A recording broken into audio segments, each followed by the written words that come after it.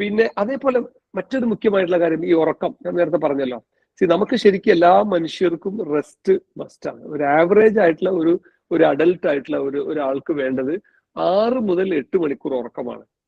സാധാരണ നമ്മൾ പല സമയങ്ങളിലും ചിലപ്പോൾ നോമ്പ് കാലത്തൊക്കെ ഇബാദത്തിന് വേണ്ടിയിട്ട് അതിൽ ഉറക്കമൊഴിച്ച് നമ്മൾ ഇബാദത്തിലേക്ക് കൂടുതൽ സമയം ചെലവഴിക്കാറുണ്ട്. ശരിയാണ്. പക്ഷെ ഇവിടെയും അതേപോലെ നിങ്ങൾക്ക് ഇബാദത്തിനുള്ള സമയം കൂടുതൽ ചെലവഴിക്കാം. പക്ഷെ അതേസമയം ഞാൻ നേരത്തെ പറഞ്ഞ പോലെ നമ്മൾ തുടക്കത്തിൽ തന്നെ ചെന്ന് കൂടുതൽ ഇബാദത്തും ചെയ്ത് ഉറക്കമൊഴിച്ച് ഭക്ഷണം മര്യാദയ്ക്ക് കഴിക്കാതെ വെള്ളം ശരിക്കും കുടിക്കാതെ അവസാനം നമ്മൾ രോഗിയായി അല്ലെങ്കിൽ ആ കർമ്മങ്ങൾ ശരിക്കും ചെയ്യാൻ പറ്റാത്തൊരവസ്ഥ വരരുത് എന്നുള്ളത് കൊണ്ടാണ് ഞാനിത് പറയുന്നത്. അപ്പോൾ ഒരു മാന്യമായ ഉറക്കം നമ്മൾ എന്നും നമുക്ക് ലഭിക്കുന്നുണ്ട് എന്ന് ഉറപ്പുവരുത്തുന്നത് നന്നായിരിക്കുമെന്നാണ് എനിക്ക് അതിനെക്കുറിച്ച് പറയാനുള്ളത്.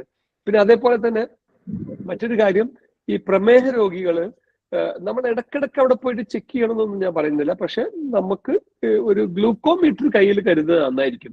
കാരണം നമ്മളെ ഷുഗർ വല്ലാതെ ഡൗൺ ആയി പോവുകയോ അല്ലെങ്കിൽ വല്ലാതെ കൂടി പോവുകയോ ചെയ്യുന്നത് ഒന്ന് മനസ്സിലാക്കാൻ.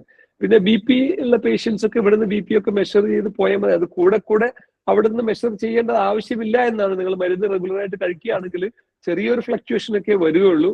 നമ്മൾ മരുന്ന് നിർത്തിയെങ്കിൽ മാത്രമാണ് ഇത് വലിയ ഫ്ലക്ച്വേഷൻ വരികയുള്ളൂ. അപ്പോൾ കൂടെ അത് നോക്കി അതിനെക്കുറിച്ച് കൂടുതൽ വേവലാതിപ്പെട്ടിരിക്കേണ്ട ആവശ്യമില്ല എന്നാണ് എനിക്ക് അതിനെക്കുറിച്ച് പറയാനുള്ളത്. അതേപോലെ മറ്റ് കൊളസ്ട്രോൾ ഇങ്ങനത്തെ കാര്യങ്ങളൊന്നും നിങ്ങൾ ഈ കുറഞ്ഞ സമയത്തിനിടക്ക് നിങ്ങൾ അവിടെ നിന്ന് പോയിട്ട് ചെക്ക് ചെയ്യേണ്ടതില്ല. അതൊക്കെ നമുക്ക് പോകുന്നതിന് മുമ്പ് ചെക്ക് ചെയ്യാവുന്നതാണ്.